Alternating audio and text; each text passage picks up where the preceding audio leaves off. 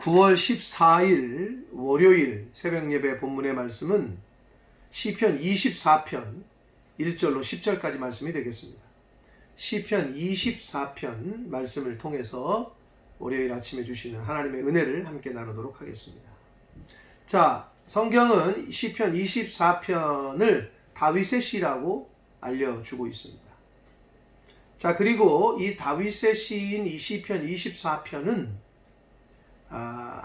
찬양시인데 찬양시이면서 메시아 예언시, 내용상 메시아가 이 땅에 오실 그 예언을 하는 예언시, 그런 내용이다 라는 것을 그 내용이 바로 시편 24편의 말씀이 되겠습니다.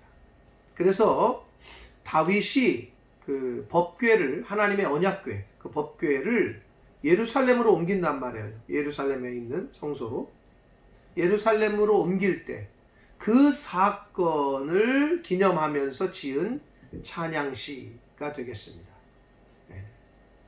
그래서 그 동일한 내용은 그 사무엘하 6장에 나오고 있는데, 그 언약궤가 이제 예루살렘으로 들어올 때 그때를 기억하면서 그것을 찬양하면서 만든 곡이, 그 내용이 바로 시편 24편이 되겠습니다. 자, 한 절씩 보도록 하겠습니다. 땅과 거기에 충만한 것과 세계와 그 가운데 사는 자들은 다 여호와의 것이로다. 창조주 하나님을 언급하는데 땅과 거기에 충만한 것, 즉 자연 만물, 그리고 세계, 그 가운데 사는 모든 사람들은 다 하나님의 것이다. 창조주가 하나님이심을, 하나님의 주권과 하나님의 권능을 이야기를 언급을 합니다. 다 하나님의 것이라는 거예요. 그러니까 이게 누구 소유냐? 사실 우리 게 하나도 없어요. 다 하나님의 거라는 거.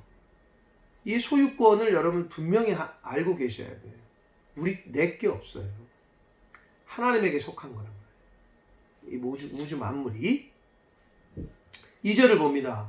여호와께서 그 터를 바다 위에 세우시며 강들 위에 건설하셨도다. 세우다, 건설하다, 이 건축자의 이미지인데, 그러면 결국 하나님이 창조주라는 거예요. 하나님이 이 우주의 창조주시고 왕이시라는 거예요.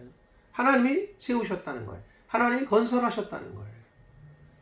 그러니 찬양받아 마땅하시죠. 그 당위성을, 찬양에 대한 당위성을 이렇게 언급을 1절과 2절에서 하고 있습니다. 3절을 봅니다. 여호와의 산에 오를 자 누구며 그의 거룩한 곳에 설 자가 누구인가? 이 질문을 하잖아요. 자, 3절이 질문이라면 4절에서 대답을 해요. 질문에 대한 대답. 그리고 5절에서는 약속을 언급해요. 그리고 6절에서는 그것에 대한 재확인을 해주게 되는데, 보시면 여호와의 산에 오를 자, 그의 거룩한 곳에 설 자. 여호와의 산은 그 구약에서는 시온산을 말하는데 결국 하나님의 임재가 있는 곳을 상징한단 말이에요.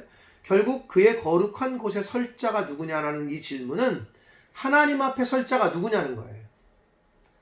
창조주 앞에 의로우신 거룩하신 하나님 앞에 설 자가 누구냐? 이게 질문을 하고, 그거에 대한 대답으로 4절을 보시면 첫 번째, 손이 깨끗한 자일 것이다. 손이 깨끗한 자여야 된다. 이거는 성결한 삶, 정직하고 정결한 삶을 살아야 되는 걸 말하고, 그리고 마음이 청결하며 뜻을 허탄한 데 두지 아니하며, 한글 개역 개정판에서는 이렇게 끄는 듯한 느낌이 있어요. 마음이 청결한 자, 뜻을 허탄한 데 두지 아니하는 자. 그러나 원문에는 같이 연결되어 있어요. 그러니까 마음이 청결하면서 뜻을 허탄한 데 두지 아니하는 사람, 이 두 번째 조건이에요. 그럼 이거는 무엇과 연관이 되어 있는 거냐면 우상숭배, 즉 영적으로 정결한, 속되지 않은, 우상숭배해가지고 영적으로 간음하지 않은, 마음이 영적으로 청결한 자, 즉 뜻을 허탄한 데 두지 아니한 자, 즉 우상숭배하지 않는 것과 연관이 되어 있습니다. 이 우상숭배하지 않는 것. 그리고 세 번째, 거짓 맹세하지 아니하는 자. 자신의 이스라엘 백성들이 자신들의 그 이익과 자신들의 목적을 성취하기 위해서 하나님의 이름을 막 악용했거든요. 이용했단 말이에요. 응? 여호와의 이름을 망령되게 일컫게 했어요. 거짓 맹세하면서. 그러한 삶을 살지 아니한 자들이 하나님 앞에 선다는 거예요. 다시 말하면 정결하고 성결한 삶을 살고 우상 숭배하지 아니하고 하나님의 이름을 망령되게 일컫지 않고 거짓 맹세하지 않는 자들이 하나님 앞에 설 것이다. 5절을 봅니다. 그는 여호와께 그러한 삶을 산 사람들은 이러한 복을 주신다고 약속을 하세요. 어떤 복이냐? 여호와께 복을 받고, 즉 4절처럼 정결하고 깨끗하게 우상 숭배 안 하고 거짓 맹세 안 하는 그러한 사람들은 하나님께 복을 받고 또 구원의 하나님께 의를 얻을 것이다. 하나님이 주시는 복을 받을 거고 구원의 하나님께 의를, 칭의, 너 의롭다. 그러니까 구원시키신다는 거예요. 그러한 복을 약속을 하십니다. 6절을 보시면 이제 그걸 재확인하는데, 이는 4절처럼 그렇게 산 사람들은 누구냐? 여호와를 찾는 족속이고 하나님을 찾는 사람들이고 야곱의 하나님의 얼굴을 구하는 자다. 그러한 사람들이 이러한 삶을 살고 정결하고 성결하게, 그리고 우상 숭배 안 하고 거짓 맹세 안 하고 또 하나님께서 주시는 복을 받아 누리고 사는데, 그러한 사람들이 하나님을 찾는 사람들이 그러한 사람들이고 야곱의 하나님의 얼굴을 구하는 사람들이 그러한 사람들이다 라고 말씀하고 있는 거예요. 그런데 여기서 얼굴을 구한다는 표현이 구약성경에 여러 번 나오는데, 얼굴을 구한다는 거는, 여러분 얼굴을 본다는 거는 내가 그분을 좀 보고 싶어, 얼굴 보고 싶다, 그러면 얼굴만 이렇게 볼 수가 있어요? 무슨 말이냐면 얼굴을 보고 싶다는 얘기는 얼굴만 와요? 그렇지 않죠. 몸 전체가 오잖아요. 그러니까 사람 전체, 성격, 성품, 인격, 하나님을 만나고 싶다는 거예요. 하나님의 얼굴을 구한다는 얘기는 하나님 전부를, 하나님 전체를, 하나님을 만나고 싶다. 그리고 하나님을 찾는다는 거예요. 하나님의 그 전 인격을 구한다는 거예요. 그런 의미입니다. 자, 그러면서 이제 7절, 8절, 9절, 10절은 그 이제 찬양으로도 많이 지어져서 곡이 붙어서 불렸던 내용인데, 문들아 머리 들어라 들릴지어다 영원한 문들아, 이런 찬양이 있잖아요. 자, 여기서 문들아 너희 머리를 들어라, 머리라는 문을 의인화시켰는데, 여기서 나오는 문은 어떤 문이냐? 성소에 있는 문이야. 즉 이게 하나님의 임재를 상징하는, 곧 이퀄 하나님인 언약궤가 예루살렘으로 들어오고 있는 거예요. 즉 눈으로 볼 때는 언약궤지만, 법궤지만 하나님이신 거야. 근데 그 하나님이 영원한 왕이신 거야. 그 하나님이 지금 왕이 들어오니 당연히 문을 열어 제껴야죠. 임금이 들어오는데 문을 열어, 임금이 직접 문 여는 거 봤어요? 열으라는 거예요. 하나님의 언약궤가 예루살렘으로 들어오는 그 기쁨을 이렇게 시적으로 표현했습니다. 문들아 머리를 들어라. 네? 들릴지어다. 그러니까 문을 열라는 거예요. 왜? 영광의 왕이 들어오신단 말이에요. 우주의 왕이신 영광의 왕이 하나님이 들어오시니까 문들은 다 열려라. 그러면서 8절, 영광의 왕이 누구시냐? 강하고 능한 여호와시다. 영광의 왕은 곧 하나님이심을 말씀하고 있습니다. 그러면서 전쟁에 능한 여호와시다. 모든 대적들을 물리치시는 능력이 있으신, 전쟁에 능하신 하나님이시다. 그리고 또 반복합니다. 문들아 너희 머리를 들어라. 영원한 문들아 들릴지어다 영광의 왕이 들어가시도다.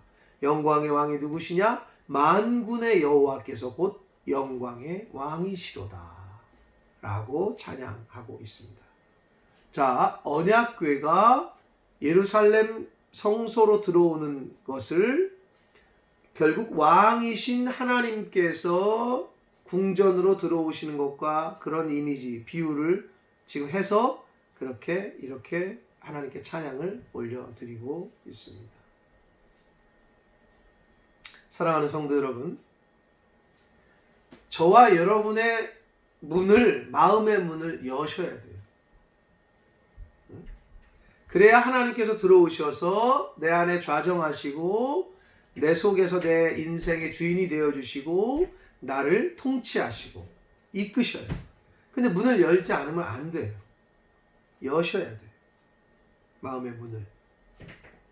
자, 그래서 전쟁에 능한 여호와라고 그랬잖아요.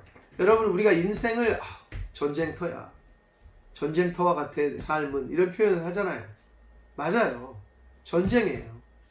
눈에 보이는 전쟁과 보이지 않는 전쟁 다 하면서 살아요. 우리 인생이 삶이 곧 전쟁 같아. 그러면 저와 여러분의 그 마음의 문을 여셔서 하나님이 온전하게 우리를 통치하실 수 있도록 그 문을 여셔야 돼요. 그러면 전쟁과도 같은 인생에서 승리하게 되실 줄 믿습니다. 다윗은 예루살렘에 입성하는 언약궤, 즉 예루살렘으로 들어오시는 왕이신 하나님, 그 언약궤가 예루살렘으로 들어오는 것을 기뻐하면서 이 찬양을 하나님 앞에 올려드렸습니다. 문을 여십시오. 그래야 왕이신 하나님께서, 우리 인생의 주인이 되신 하나님께서 우리 안에 들어오셔서 여러분을 통치하시고 나를 통치하시고 전쟁과도 같은 인생에서 승리하게 하는 삶을 살게 하시고 인도해 주실 줄 믿습니다. 저와 여러분, 그리고 이 세상 우주 모든 만물은 다 여호와의 것입니다. 하나님의 것입니다.